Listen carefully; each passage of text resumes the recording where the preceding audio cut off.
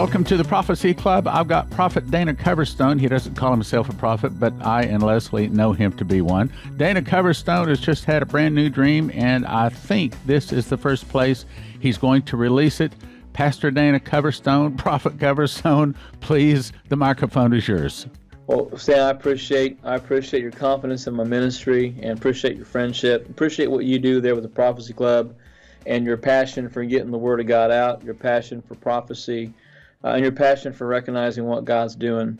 And I've come to find you as a great friend, and so greatly appreciate it. This morning I recorded a video. Right now it's being uploaded to our YouTube channel, and I'm going to share a dream. It's quite dramatic. A friend of mine called last night to say that there was some things happening, even in the Washington, D.C. area, related to a lot of people being angry and mad. Of course, the Hunter Biden scandal situations come out, and things are happening in that regards. But this dream involves a Democratic presidential candidate, and I've had this over the last several nights. Probably started Friday night. It impended last night. I've been up since 3 a.m. I wrote this out. I've been praying about this. Of all the dreams I've had several, 2 or 3 of them have kept me up the rest of the night praying, and this is one of them. So here's what happened. I saw what looked like an atlas with interstate lines all over the nation, but they were flashing with bits of information. So I saw this almost as a computer network, a system of some sort. And it appeared to be a network, literally, that was obviously overworked. Some of the data points were not flashing, and there were small workers in white lab coats working on getting them back online. So imagine a map of the United States, looks like an atlas, and it's flashing. There's data points like traffic moving up and down through data lines and network connectors and cables.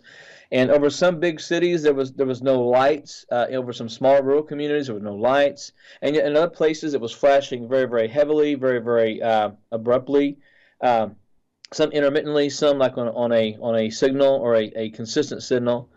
And I could see areas that were heating up, and I heard the concerns from the folk, the lab workers. They were saying, this thing's about to go hot and get fried. And that was exactly what they said. This thing is about to go hot and get fried. Watch this area, watch that area, watch this city, watch that region, watch things over. And so the areas were heated up, and they were talking about circuits, like getting hot and getting fried, if they couldn't slow the system down. And suddenly from the West Coast to the Midwest, there were big flashes, and I'm talking up like near Washington State, Oregon, California. Now, these were not explosions I was seeing, but I saw these circuits just getting real, real hot. They started to flash, flash, flash. And I heard noises kind of like that, like an alarm when something's about to, is going to reach critical heating or overusage. And so I see these cities begin to light up, and I see bigger cities from the West Coast to the Mississippi River. Stop right there on this side of it, on the west side of it. And these lab coat guys, they were trying to feverishly fix it, but they couldn't get the system back online, so they started to reroute the system. And I heard them saying things like, okay, go around Reno, go around this, go around that. We got to get power back. We got to get this back. And it was all about that system that they were involved with. And so they're trying to get closer to the bigger cities and get the bigger cities back online. But some of the bigger cities were still sending up, it looked like smoke clouds, almost like smoke signals. And then I saw this countdown clock, and it started at 10, and it started counting down, 10, 9, 8, 7, 6, 5, 4, 3, 2, 1. And when it hit 1, the eastern side of the Midwest, on the other side of the Mississippi River, started having those flash points. And I saw the cities there began to smoke. And just like before, the cities were like these circuits were getting fried. And the systems were going hot, and they were frying. But then I saw the flashes reach Philadelphia. And I've had Philadelphia in a few of the dreams specifically. But I saw the Declaration Hall where they keep the Liberty Bell.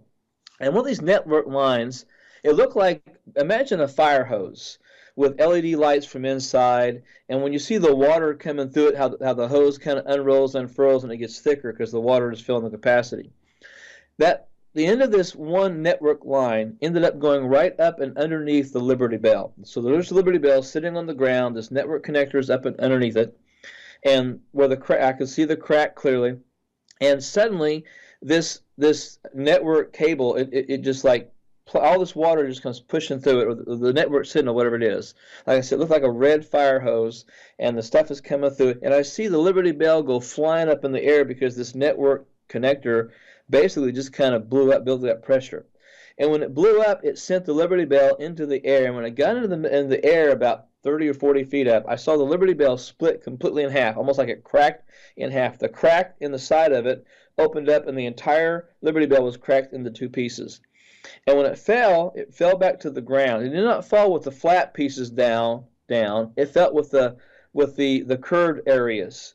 So it was like wobbling back and forth, and not when it hit the ground, it was like both sides were just rolling back and forth, but the empty, half-cut, open part was upside. I'm trying to make that say it in a way that makes sense to people listening. But when it stopped, it rolled like that for just a few minutes in the dream, and when it stopped, when it stopped rocking, it began to melt, almost like heat had been applied to the bell. And then the next thing I saw was a line of data points all headed for Washington, D.C. It was like other cities got skipped out, but this thing was heading, all these network lines were headed towards Washington, D.C. I saw that the lights emanating, getting faster and faster the closer it got to New York, all these connections. And finally it got to Washington. It looked like Washington, D.C. had octopus arms. It was trying to disconnect all these data lines from entering the city. And once again, these were not explosions like bombs. It was almost like information was being shared, things were coming out. And Washington obviously did not want this thing to blow up there. So these octopus arms are trying to grab it and pull the connections out so it's not rooted there. But there was one, though, that kept flashing. One of these network lines kept flashing. And it went all the way, and it kept building up in its pulses, and I began to hear that sound. But there were people in suits and ties. There were also people dressed as judges. Now, I'm not saying it was Supreme Court judges, but it was justices. It was people in power as judges. People wearing suits and ties, and they were grabbing this line, this big network line, which is probably the size of an oil pipeline. They're trying to grab that and disconnect it from Washington. They're trying to pull it out from where it was. And the end of that line went into the Capitol building. And finally, this thing starts flashing, and the signal gets louder, and suddenly it blows up at the very end. And the building, the Congressional House, actually kind of jumped up in the air and landed, but it was cracked in half. There were two pieces, and all this smoke starts issuing from the House of Congress, the Capitol, and the clouds and the smoke went into the air and made like a cloud, but it was spelling out a word, and that word was discovery. And then I realized that the people were running, but they weren't running because the building blew up or cut in half. They were running from the word that they saw in the sky. They would look back, they'd see the word, and they would take off running. They were hiding, trying to hide themselves from that word. And then the scene changed, and I was in the rotunda of the Capitol, and there was a closed casket.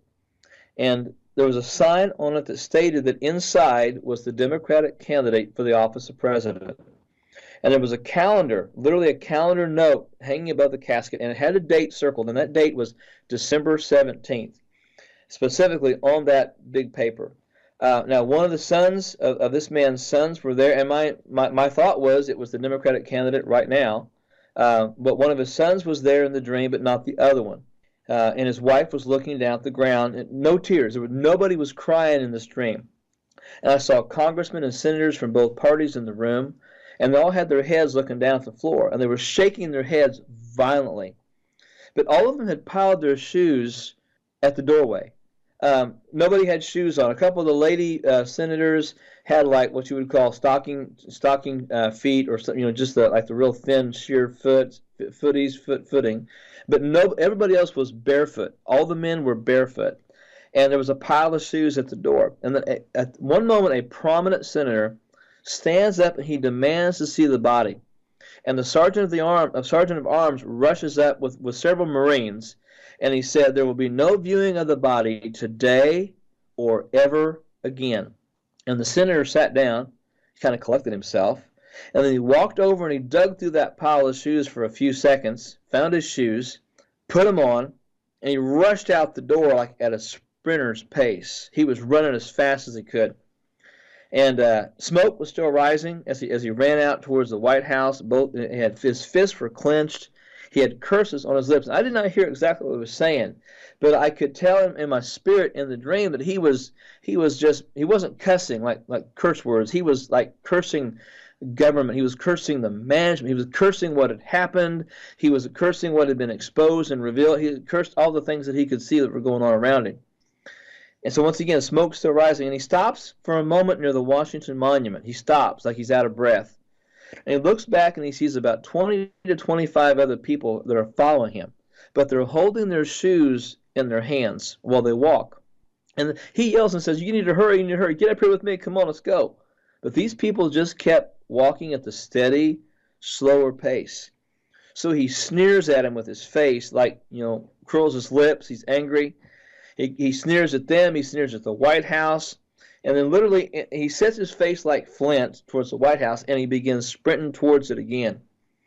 And at that time, that scene changes, and I see the man I've seen in the previous dream, the man that held the lady in the hospital, the man who had hammered into the tree for tap, and he's standing in the hall where the president always gives the State of the Union address. And there was a microphone, not like an SM-58, a very thin professional microphone there. And this man steps up and he taps the microphone 3 times. 1, 2, 3. Taps, and you hear that bonk, bonk, bonk sound that you make when you tap a microphone. But it echoed in that empty chamber. And he said, in a very, very loud voice, a house divided against itself shall, and he emphasized the word shall loudly. He says, a house divided against itself shall not stand. And then he pushed the microphone down, put his hand on top of that thin microphone and pushed it all the way down to the podium. And he walked to the door at the rear of the room. And on that wall, it must have been like 30 light switches. And very carefully, very methodically, one at a time, just flipped them down, one at a time. And I'm watching a section of lights, go off all the time he's doing this in the House of Congress. And finally, he flips them all off, walks out the door, and pulls the door, like if you're pulling 2 doors from inside to pull them out to where you're shutting it from the outside in, so to speak. He pulls the doors shut, turns around, and walks away. And that's when I woke up. And I have been up since about 3 a.m. this morning. I have been praying through this. I have been trying to be sensitive to the Holy Spirit. I've been praying for the Democratic presidential candidate. I've been praying. I don't want to see anybody die at the federal level. And I'm not basically saying that this dream says somebody's going to pass away on December 17th. I'm just sharing what I saw in the dreams. And I know people know how to approach this. I'm not going to say, well, this means this and this means that. I'll get another 300 to 400 interpretations of this dream by the end of the day. But that's what I saw. And I think the network things I saw aren't explosions. I think they have to do necessarily with things coming out. And that word discovery coming out over the House of Representatives. Maybe it has to do with Hunter's emails and his hard drive. Maybe it has to do with other things that are coming out as we get close to the election. All I saw date-wise was December 17th. I have a sense in my spirit that already things are starting to, that the system is starting to crack, the system's starting to break. The other thing that stands out is I saw the doors of Congress close. Not like they were on the outside in the hallway and you shut them, but the doors were on the inside of the room, which I don't think is how they are in Congress. And because usually they open the doors from outside in the hallway and then someone walks into the halls of Congress. But what I saw were the doors were folded against the inside, and after he turns the lights off, he pulls the doors from the inside and shuts them and walks out of that hall. So there's basically been a mainstream media blackout. You can't hear anything on the mainstream networks. A lot of the alternative news are pushing it out there and getting it out there quite well, I believe. 2 weeks from today, that will be the day that people will go and register their vote. You know, we already see where almost 30 million people have already cast votes in early voting. I'm hearing about major lines, people standing in line for 5 and 6 hours to vote in some of our bigger cities, bigger areas where they only have one venue. And I know as much as people are saying, well, none of all these stories about ballot forgeries and things like that are all fake. There's probably 72 or 73 reports that I saw in alternative news, radio, TV stations just this morning, just glance at headlines. There was a television station that did a report on a United States a USPS worker who had taken ballots and dumped them. This is not fake or fraud, or this is not fake news. This is the people that are denying this stuff is happening, people that are questioning that there's just something wrong. There's a problem in the system. It's something that we've got to be aware of. Okay, So, Dan, can you tell them what you told me before we went on the air here? just that I had some contact last night from some very, very high-ranking leadership that confirmed that some of the things I've seen in my dreams are definitely coming true.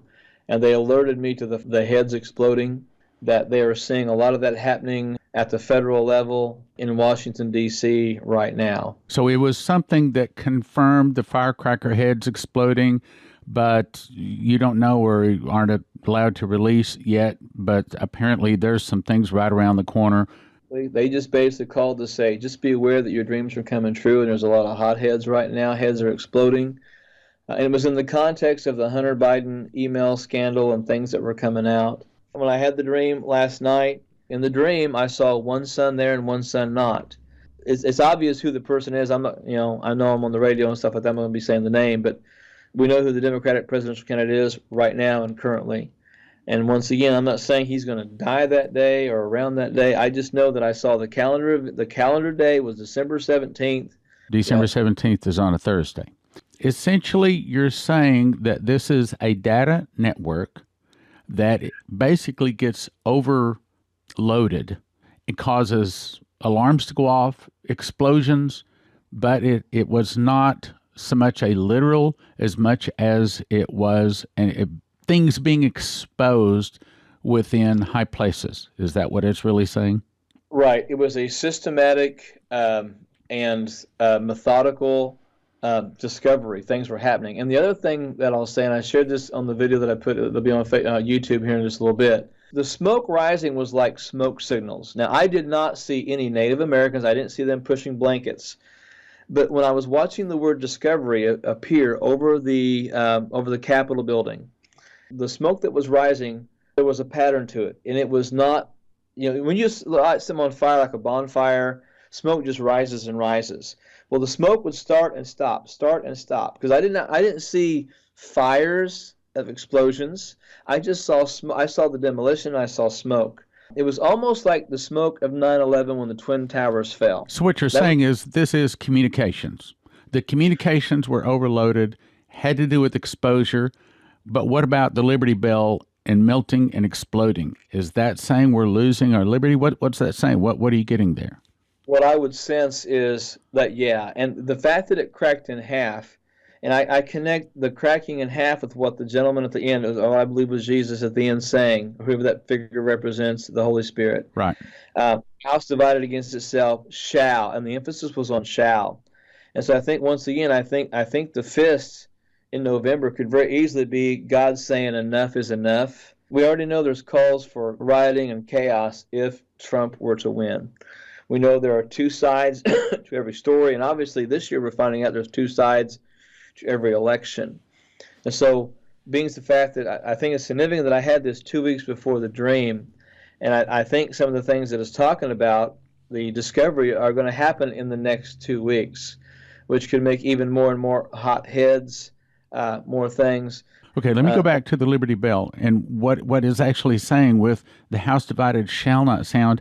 Is that saying that maybe our prayers weren't enough, that America is about to fall, or is there some hope here? I see hope in one sense. The crack in the Liberty Bell is symbolic. It shows us that even though we're a republic and we're a democracy, yeah, we definitely have our flaws. But the thing is, and this is what I sense as I'm sharing with you. Yes, I saw it split in half, which could be very indicative of where we are as a nation right now. And I think you and I both can agree, the nation is split, and not always for the things that people say we're split by. There's a lot of people that say there's certain things that are split in the country. I don't buy all that. I think a lot of media manipulation is saying we're split, we're split, we're split. But the fact that the bell begins to melt, that to me is not a terrible thing. And once again, look, I've gotten more hate mail in the last couple of weeks, like you cannot believe, because in the Statue of Liberty dream, I mentioned that I'm a patriot. I love this country, and seeing her go down bothered me. I've traveled to 43 countries. I've been to communistic countries, socialistic countries. I've been in the Holocaust camps, visited 5 of the death camps. I love America. I love this country. I love the freedoms that I have because I've been to places where they don't have those kind of freedoms.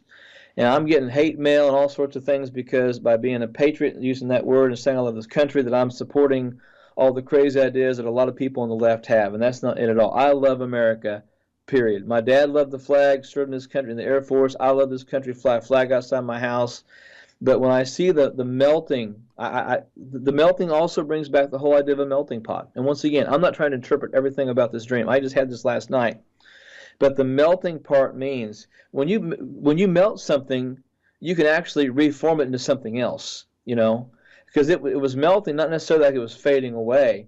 Because when ice cream melts, you can't do anything with it. But when iron melts, you can heat that stuff back up and put it into a cast, put it into a form. You can make something with it. We do know eventually there's going to be an antichrist who will hate everything that we have in this country, whatever's left by the time he gets here. So we understand that that's coming down the road. And those are things we cannot pray against. We cannot stop. Those time frames are there. I still believe that God in September woke the church up, both through what we did in September in Plano, Texas, what they did with the Return and Franklin Graham's group, and all the churches that are praying. Because God said, prepare to pray. Get the church ready. Wake the church up to where we need to be. I believe that God's done that. And I believe because we did that and God's going to, He's going to help the church to stand against whatever comes in the next weeks and months. And that's what I think a lot of people have the idea. And look, there's been warfare. I wish I could have seen over our event in Plano. I wish we could have seen into the heavens and seen what was going on. As the people were praying for the president, praying for the nation, praying against abortion, I wish we could have seen what was happening. It would be wonderful to be able to look back and see what was happening over Washington, D.C. at the National Mall when Franklin Graham and Jonathan Cahn, those groups were there praying. I would love to see what was happening. But we know in the spirit, you and I both felt the warfare that was going on, the things that were happening. And we also got to see those people linking arms to arms and in that big room. And also when they blew the shofars, sundown and sunrise, that will remain as one of the greatest moments of my life, Stan, because I got to see not just a dream come true, but I got to see people who were saying, we are going to fight for this country. And that's why I'm excited about what's going to be happening in Topeka, Kansas on October 31st. I can't wait to see that again. And I hope we have as many people as we can to be registered, because that will be the weekend before the election. Amen. We already know it will be the most contentious election in American history, and probably the only other event even close to where we are right now that would rival division in this country is the Civil War. Mm-hmm. And we think about what happened with that. Mm-hmm. So when I see the melting of the Liberty Bell, I didn't see the whole thing. I just saw it began to literally melt. It began to melt like heat was being applied. I didn't see it fall flat and be nothing. Destroyed. I saw it begin to melt. Yeah, it was not completely destroyed in the dream. I saw it begin to melt. And so as I talk about now, and in my dream watching it, I was seeing, another thought that I had when I got this morning about 3 a.m, I kept thinking, God, what does that bell represent? What's that bell represent? Well, I began to see the bell as a piñata. And sometimes, kids will do a piñata at a birthday party. They hit it with a stick to get to the candy. Well, very well, I'm thinking, this is just me. Once again, I'm not interpreting the dream. I'm just saying what I saw. But I believe the Liberty Bell being cracked in half is going to expose a whole lot of things. Because now all those people in leadership at the court level, at the elected federal officials level, the House or Senate, whatever they may be, from the White House, the Capitol, wherever, there's discovery coming. There is exposure coming. And no matter what anybody tries to do, they cannot keep it. And so the swamp that we've been praying that gets emptied is about to be revealed. Okay, let me say something there. I think you're exactly right, and I haven't prayed through this. I just heard this for the first time myself. But to me, the word discovery and all of this light flashes, this to me is that people in high places are about to be discovered. You remember the wealthy men and they bit their tongues and everything. There's about to be a whole lot of evil discovered, and it's saying to me that he's melting the liberty we've had in the past, and the divided house is going to be remade. I'm trying to look at it in the positive way. Now, let me go back to the second question here, and then I want to talk about Topeka. And that is, do you think, here's the elephant in the room question, do you think, we know our prayers were heard, we know our prayers answered, but do you think our prayers were enough to stop a lot of these things that you've been shown? That's what everybody wants to know. I think it stopped some things, but I also think the prayers were the reason that there's going to be some of the discoveries that are going on. Because we weren't just praying, God, tear this down, tear this up. We were praying, Lord, expose things, expose things. Remember, the September Psalm prayer that I had for the church was to pray for the church to get a stronger backbone, for things to be exposed, and for a great harvest. And the exposure wasn't just for the church; the exposure was for the nation. And so I believe. Okay, we're running out of time here. Let me encourage them to come, not just watch online, not just live stream, but encourage them to go to watchmanstrumpet.com, get signed up, and come to the solemn October assembly, watchmanstrumpet.com. The event that I was at in September with Stan Johnson, Prophecy Club, and Watchman's Trumpet was one of the greatest events I've ever been at in my entire life, because I got to see not just my dream come to pass, but I got to see and hear the prayers of people. I got to feel their passion for the nation, for our president, for the election that's upcoming. I got to see them pray. I got to hear them pray. I got to feel them pray. And I can't wait to be in Topeka, Kansas. And Santa's not paying me to say I'm not being paid for this. I'm telling you, I'm doing this because I want to be there. And I would come on my own if I had to come. Why? Because there was something that happened in that room in Plano, Texas, at the Exposition Center. And I want to feel that again. And I know that I will, because people are coming to pray and to seek God's face, and to feel the power of God in that room was incredible. Amen. And so go to watchmanstrumpet.com. If at all possible, you can come to Topeka, Kansas, and be a part of this. I guarantee you will leave changed. Your prayer life will be changed. My prayer life has been different since I came to this, Stan. And I'm so glad you've invited me to be a part of it this time in Topeka, just a few days before the election. And we have a way to storm heaven before we find out what happens on the election day or on the weeks to come. So I look forward to being part of that and hope as many can come as possible. Amen. Watchmanstrumpet.com. Watchmanstrumpet.com. Watchmanstrumpet.com. In 2017, I memorized the book of Revelation. I was shown a secret door linking the feasts to the prophecies of Revelation.